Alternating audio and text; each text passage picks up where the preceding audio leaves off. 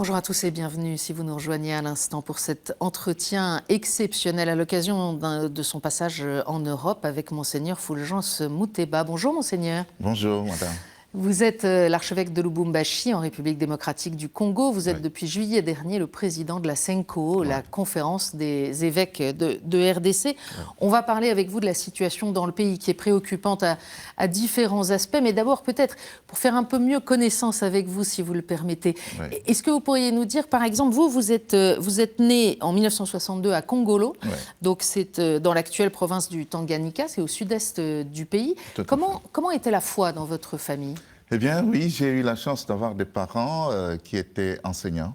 Et donc, c'est mon père qui était enseignant, ma mère ménagère. Et ils ont adhéré à la foi catholique très tôt. Et nous avons été éduqués, mes sœurs, mes frères et moi, dans cette ambiance catholique. Nous avions l'habitude de faire le chapelet pratiquement tous les soirs. Et puis, mon père était en même temps catéchiste. Et ça a vraiment marqué l'atmosphère de la famille. Et quand j'ai décidé de devenir prêtre, j'ai considéré que c'était tout à fait normal. Donc, j'ai voulu poursuivre ce que j'ai reçu en famille. Vous avez été ordonné prêtre en 1990. Oui. Vous avez suivi des études de théologie pastorale à l'Université de Montréal, au Canada. Oui. Et puis, vous avez été professeur de théologie à Lubumbashi et à Kinshasa, oui. Mais aussi secrétaire de la commission épiscopale pour la doctrine de la foi, oui. dont vous deviendrez président ensuite, et secrétaire général de la CENCO. Qu'est-ce qui vous a attiré vers cette spécialisation de la théologie pastorale? Pourquoi ce domaine-là? Oui, j'ai fait la théologie, bien sûr, à l'Université catholique de Kinshasa. Et à l'époque, on insistait beaucoup sur la dogmatique, sur la théologie morale. Mais j'avais plutôt l'impression que la théologie était un discours très, très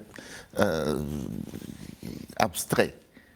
Et par rapport aux questions que les gens portent en eux, j'avais l'impression que la théologie ne semblait pas être suffisamment outillée. Et c'est comme ça que j'ai commencé à chercher, justement, où est-ce qu'on peut avoir des réponses aux questions concrètes que les gens vivent dans leur aventure dans la foi en Jésus-Christ.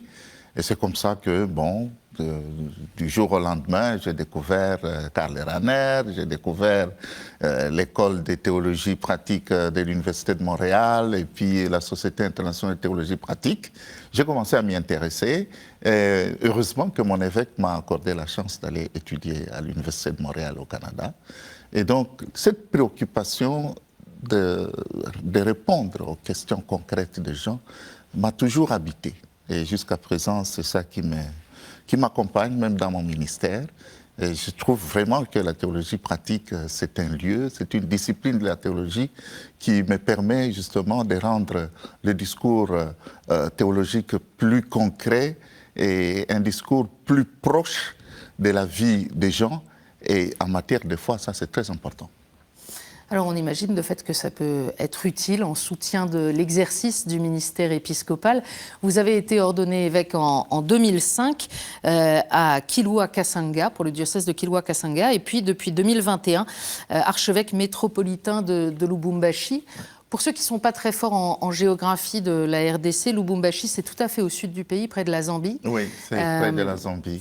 Et on est dans cette région du Katanga qui a connu des épisodes de violence terribles au début des années 60 avec un épisode de sécession. Il en reste des traces aujourd'hui? Ah oui, tout à fait. Hein? Oui, parce que c'est exactement 11 jours après l'accession de la RDC à l'indépendance que ma province ecclésiastique a fait sécession. Et ça a marqué nos parents et nous-mêmes aussi, nous sommes nés dans cette ambiance.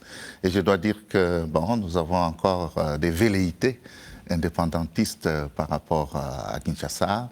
Mais nous sommes quand même des Congolais, mais des Congolais spéciaux. Il faut ajouter à cela que le Katanga, c'est une région minière. Alors, ça fait qu'il y a un afflux de gens qui viennent de partout. C'est un lieu d'un métissage très, très intéressant.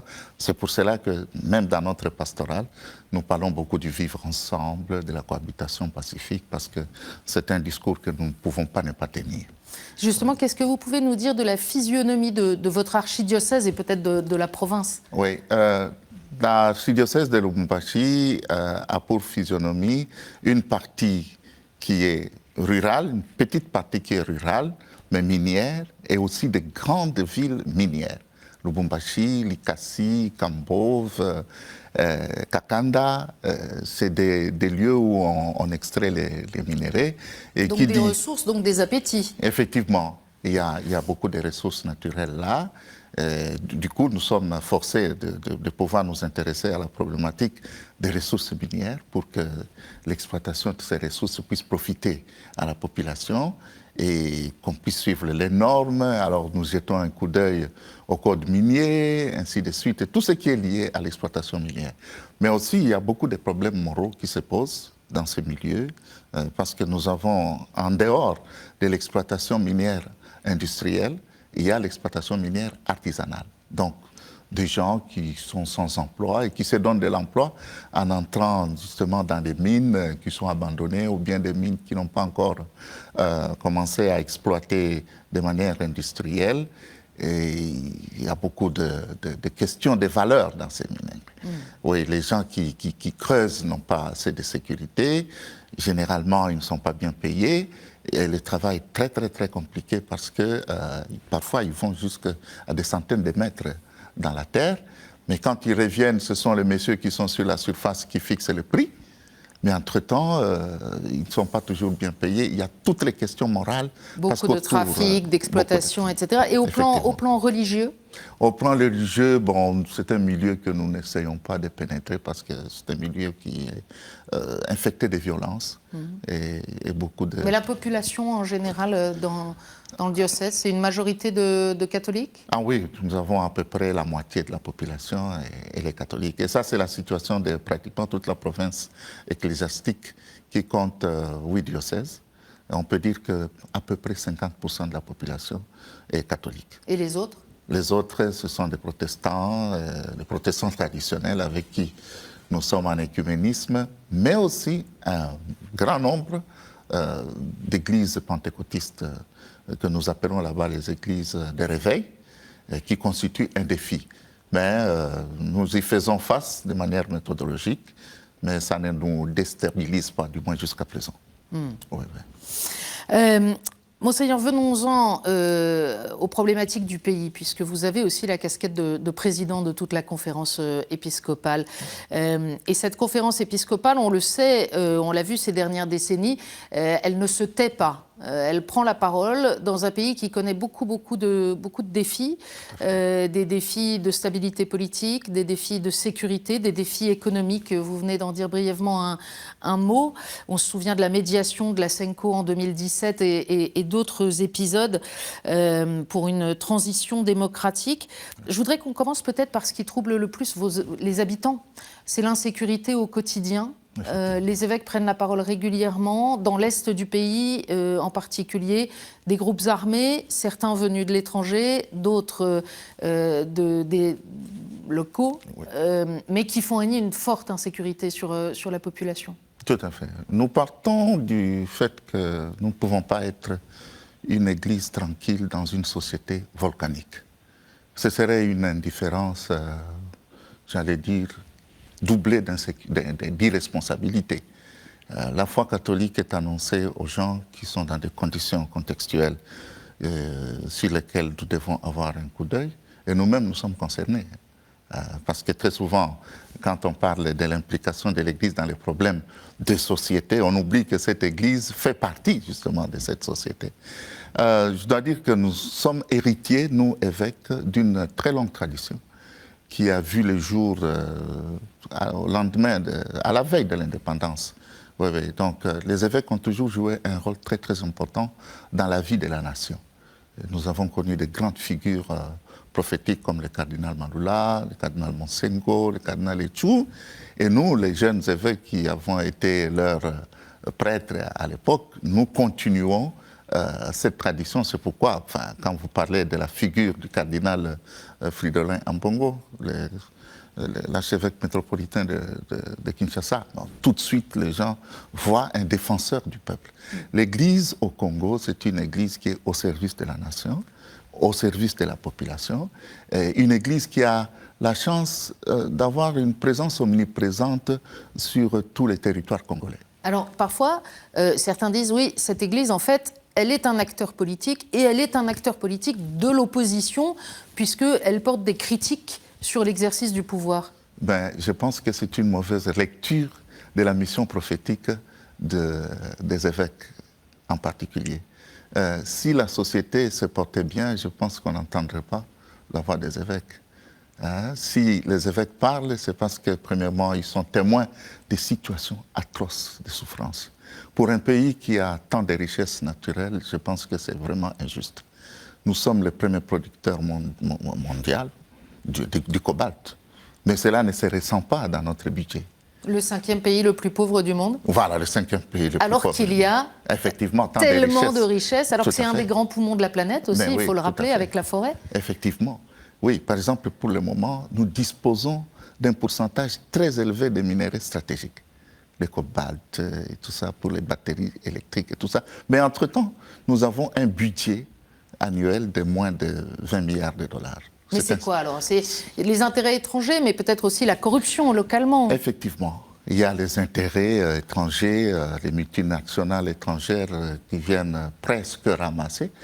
Mais surtout, il y a beaucoup de corruption et une mauvaise organisation au niveau du pays. Mais quand les évêques voient ça, ils ne peuvent que intercéder pour la population parce qu'au fait, nous luttons pour le bien commun.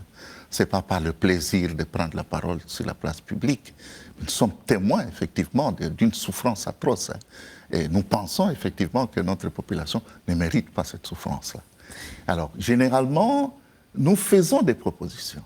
Et au lieu d'appeler ça politique, moi je dirais que c'est l'éthique de la politique que nous faisons, de la même manière que l'Église peut se prononcer sur le problème de l'environnement, on le fait aujourd'hui, ou sur le problème de l'énergie nucléaire, et ainsi de suite. Donc c'est de cette manière que nous prenons la parole, mais nous avons une tradition quand même assez forte, et nous sommes très écoutés par la population, et ça fait que ça n'arrange pas toujours les personnes qui sont en responsabilité. Par exemple, il y a un projet de réforme constitutionnelle dans le pays sur lequel vous avez choisi d'alerter en disant « Attention, peut-être qu'il y a des choses à réformer, mais il ne faut pas que cette réforme nous fasse quitter la démocratie. » Je résume évidemment beaucoup, mais en disant au pouvoir en place « Veillez à préserver les articles que vous vouliez que nous défendions quand vous étiez dans l'opposition. » Justement. Et ça, c'est une question de cohérence et une question de priorité. Pendant que le pays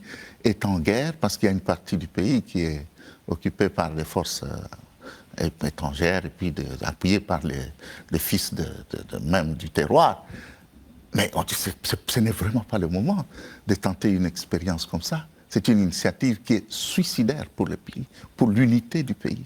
Nous risquons de connaître la balkanisation. C'est ça que nous avons dit. Et puis nous nous sommes dit, mais est-ce que c'est une priorité? Parce qu'il y a tellement de défis à relever, notamment la construction des infrastructures, la rationalisation de l'économie, la diversification de cette économie. Vous avez parlé des forêts, mais aussi nous avons beaucoup de terres arables, mais qui chôment. Mais alors, il faut produire. Entre-temps, les gens meurent de faim. Ce n'est pas normal. En bref, il y a beaucoup de contrastes et de paradoxes. C'est au nom de ces paradoxes et de ces contrastes que le discours de l'Église prend une autre forme. L'Église, elle appuie aussi, elle essaye d'appuyer la préservation d'une cohésion nationale. On a l'impression que c'est très fragile aujourd'hui en RDC. Effectivement, ça c'est notre combat. Parce que nous-mêmes, nous sommes issus de 26 provinces. Mais nous constituons un épiscopat, un des épiscopats les plus cohérents, les plus forts d'Afrique. Alors, cette expérience d'unité nous rend forts. Et c'est pour cela que nous voulons préserver cette cohésion nationale en disant, attention, il ne faut pas prendre des initiatives suicidaires. Et pour le bien de la paix, il est important qu'on mette ça d'abord de côté. De toute façon, nous avons donné un point de vue, et nous savons que c'est un point de vue qui se justifie amplement, mais nous y travaillons, nous pensons vraiment que nous allons éviter cette catastrophe. Est-ce que l'Église est aussi la cible parfois de l'insécurité? En préparant cet entretien, je voyais des épisodes récents dans votre diocèse. Il y a un an, vous aviez exprimé votre inquiétude parce qu'il y avait des messages sur les réseaux sociaux qui appelaient à saccager les églises catholiques. Ouais. Et puis, il y a quelques semaines, là, à peine, en novembre, vous avez un séminariste qui a été enlevé pendant quelques heures au sein même du grand séminaire. Ouais. Alors, il a été libéré le soir même, mais enfin, c'est tout de même... et enlevé par des militaires. Oui, tout à fait. Tout à fait. Non, nous sommes vraiment confrontés à ce problème d'insécurité. Et figurez-vous, si nous, Église, qui sommes craints dans la société, nous sommes attaqués de cette manière, que dire, n'est-ce pas, des simples citoyens, hein? Donc, un peu pour reprendre ce que dit l'Évangile, si on traite ainsi le bois vert, qu'en est-il du bois sec? Ouais. Alors, oui, donc nous faisons face à une insécurité récurrente, notamment dans la ville de Lubumbashi ces derniers temps, à l'approche des fêtes. Nous ne comprenons pas, justement, c'est entre autres la faiblesse de l'autorité de l'État, et puis, bon, le nombre élevé de jeunes gens qui n'ont pas d'emploi. Et ça fait que nous sommes tous exposés. Et c'est compte tenu de toutes ces réalités que nous nous sommes dit, est-ce vraiment le moment d'oser une initiative de changement de la Constitution? Voilà, ça c'est une preuve qui montre qu'il ne faut pas jouer avec le feu. Et vous parliez de jeunes qui sont sans emploi et qui sont dans les rues. Oui. Il arrive aussi qu'ils soient enrôlés de force, oui. Soit par l'armée, soit par des groupes armés. Effectivement, ils sont enrôlés de force. Et la dernière fois, c'était pour les amener dans un centre de formation des enfants qui sont en rupture familiale. On est venu les rafler pratiquement. Bon, j'ai haussé le ton justement pour qu'on puisse arrêter. Heureusement que j'ai été écouté. Bon, donc, en tant qu'évêque dans un pays comme celui-là, on est obligé tout le temps d'être au front. Et donc on est obligé tout le temps, tout en annonçant la parole, mais de s'intéresser aux conditions dans lesquelles vivent les gens. C'est risqué? C'est risqué, oui. Très risqué. Par exemple, la dernière fois, on m'a interdit de célébrer une messe dans une paroisse qui se trouve dans un camp militaire. Moi, je suis allé. J'ai pris le risque d'y aller en toute tranquillité parce que moi, je n'obéis pas d'abord aux mauvais ordres. Mon père enseignant m'a dit ça, qu'il ne fallait pas obéir à des ordres injustes. Et ensuite, moi, je reçois les ordres du Saint-Père en tant que vicaire du Christ. Je ne suis pas sous les ordres d'un maréchal ou d'un colonel. Mais là, c'était une usurpation du pouvoir et puis un zèle démesuré. Tentative d'intimidation. Oui, tentative d'intimidation. Et le problème qui est derrière, c'est la spoliation d'une concession de la conférence épiscopale où nous formons des prêtres. Oui. Alors des soldats sont allés construire là-dessus. Ils pensent qu'en nous intimidant, nous allons abandonner, mais l'Église, c'est un lieu de mémoire et de persévérance.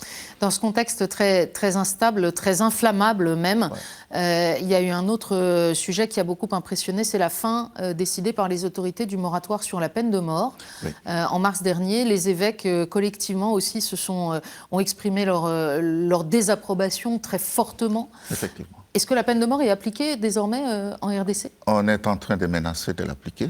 Nous avons parlé et beaucoup d'autres organisations de la société civile en dehors de l'Église catholique sont allées dans le même sens. Bon, il y aura sans doute des exécutions dans les jours à venir.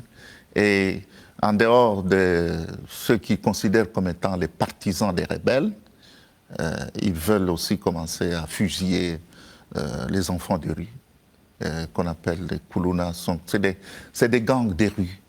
Ben, ces enfants sont dans la rue, même s'ils sont dans la rue, ils ont au moins des droits. Nous avons essayé de rappeler. Bon, nous avons appris qu'il y a une opération qui se prépare pour appliquer la peine de mort. Nous espérons que ça ne va pas arriver et nous allons continuer la pression sur les gouvernants. Vous diriez que, quoi qu'il arrive, l'Église en RDC choisit de se mettre du côté des personnes ordinaires, du côté des plus fragiles de la société, quels que soient les risques? Résolument, et c'est pour cela que nous contestons l'expression « église au milieu du village », qui est d'ailleurs d'origine alsacienne, comme nous sommes en France. Eh bien, l'église est toujours du côté des faibles, du côté des démunis, du côté des laissés pour compte, des exploités. Et c'est l'option que nous avons prise à la conférence épiscopale et nous entendons continuer notre chemin. Est-ce qu'elle a des défis internes à affronter, cette Église aussi, pour demeurer résolument missionnaire? Effectivement, par exemple, il y a la synodalité. qui est déjà d'une certaine façon en gestation avec les communautés ecclésiales de base, avec les ministères laïcs, les ministères non ordonnés, un partage de responsabilités dans le sens de ce que le Concile Vatican II a enseigné, mais maintenant avec les synodes sur la synodalité, il y a beaucoup de choses intéressantes. Et notamment, parmi les défis, il y a tout ce qui regarde la transparence, la culture de la redevabilité, et puis cette co-responsabilité qui met en application l'égalité en dignité entre les clercs et les laïcs. Ça, c'est une culture à faire évoluer un peu. Effectivement, effectivement. Mais c'est vraiment bienvenu parce que l'Église est très complexe et on ne peut pas seulement laisser aux consacrés de pouvoir exercer des responsabilités, mais tous responsables, tous en train de marcher pour édifier cette Église. Mais nous les clercs, nous les responsables ecclésiastiques, nous allons nous sentir un peu plus allégés, nous allons sentir notre tâche allégée grâce au concours des autres. Mais il y a des défis qu'il faut encore relever, au sein des défis, notamment une formation de qualité qu'il faudra donner parce que l'Église n'est pas n'importe quelle institution. Il faut qu'on sache que c'est une institution qui a ses normes et sa nature et cette marche ensemble doit se faire dans le respect de la nature de cette Église. Le pape François vous a rendu visite en RDC en février 2023. Est-ce qu'il reste aujourd'hui quelque chose de cette visite en dehors des beaux souvenirs? Bien sûr, bien sûr. Je prends juste une formule qu'il a utilisée. Ôter la main sur la RDC. Nous avons eu dernièrement la visite dans un pays voisin, d'une autre, en Angola, du président américain. Il est venu pour une initiative justement qui montre que la mainmise de certains partenaires de notre pays sur nos richesses naturelles, elle a encore beaucoup de poids. Il faut beaucoup de travail pour qu'on comprenne qu'au-delà des richesses naturelles que nous avons, il y a des humains qui ont besoin aussi de vivre dans la dignité grâce aux dividendes que peuvent apporter ces ressources naturelles. Une question de justice. L'Église Famille de Dieu qui est en RDC, l'Église Famille de Dieu, ça nous vient aussi du synode Ecclesia in Africa et de toute la réflexion des évêques africains autour de Benoît XVI sur la manière de faire vivre l'Église en Afrique. L'Église Famille de Dieu, donc en RDC, vient de clôturer, il y a quelques jours, l'année de la bienheureuse Clémentine Anouarité. Je voudrais qu'avant de se quitter, vous nous disiez un mot de cette bienheureuse, parce que c'est une figure qui est morte au début des années 60, dans un contexte aussi de violence et de grande complexité, et qui ressemble un peu à ce que vous vivez aujourd'hui. Oui, tout à fait. La figure d'Anouarité est pour nous un motif de fierté, et surtout que c'est une religieuse. Et donc, son engagement, c'est quelque chose qui montre qu'il est possible de vivre une vraie aventure avec le Christ en République démocratique du Congo. Mais aussi, c'est une interpellation parce que, comme vous l'avez souligné, elle est morte, elle a offert sa vie dans un contexte de guerre. C'était au lendemain des indépendances. Mais 60 ans après, que nous puissions nous retrouver dans les mêmes conditions, ça interpelle. Et nous pensons que vraiment, sa marche vers la sainteté va donner une chance à la RDC de pouvoir se remettre. C'est un géant, la RDC, pour que ce soit véritablement un pays qui puisse apporter aussi sa contribution à la bonne marche de ce monde, en offrant ce qu'elle a, mais en recevant aussi en retour ce qu'elle mérite de recevoir. Vous avez parlé de la visite du pape, bon Dieu, nous avons gardé de très très très bons souvenirs et beaucoup de grâces que nous avons tirées de cette visite. Entre autres, mesurer notre capacité à organiser un grand événement sans recourir aux aides étrangères. Et puis, organiser les choses de telle manière qu'il n'y ait pas... Je pense qu'il n'y a eu aucun mort. Ça signifie pas d'accident. Et puis des gens sont venus de tous les 4 coins du Congo.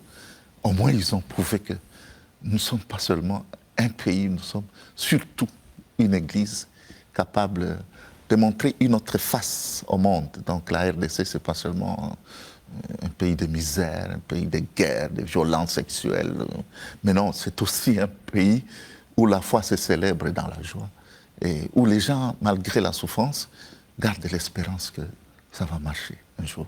Monseigneur, vous nous parlez de cette espérance. Nous sommes dans la joie de Noël, à l'aube de ce jubilé qui s'ouvre devant nous pour toute une année. C'est une occasion pour faire résonner cette espérance. Oui. S'il y a quelque chose que nous pouvons apporter au monde en tant qu'Église, c'est justement cette joie de l'espérance.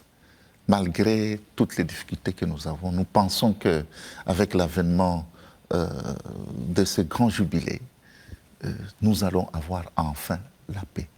Et l'Église est en train d'organiser une grande initiative parce que pour nous, pèlerins de l'espérance, ça passe par un chemin obligatoire et obligé, c'est-à-dire le chemin de la paix. Nous voulons nous engager et inviter le plus de monde possible à s'engager dans cette paix que les Congolais et les Congolaises peuvent se retrouver pour qu'ils puissent rayonner d'espérance. Merci beaucoup, Monseigneur, d'être venu sur notre plateau témoigner de cette espérance et j'espère à très bientôt. Merci.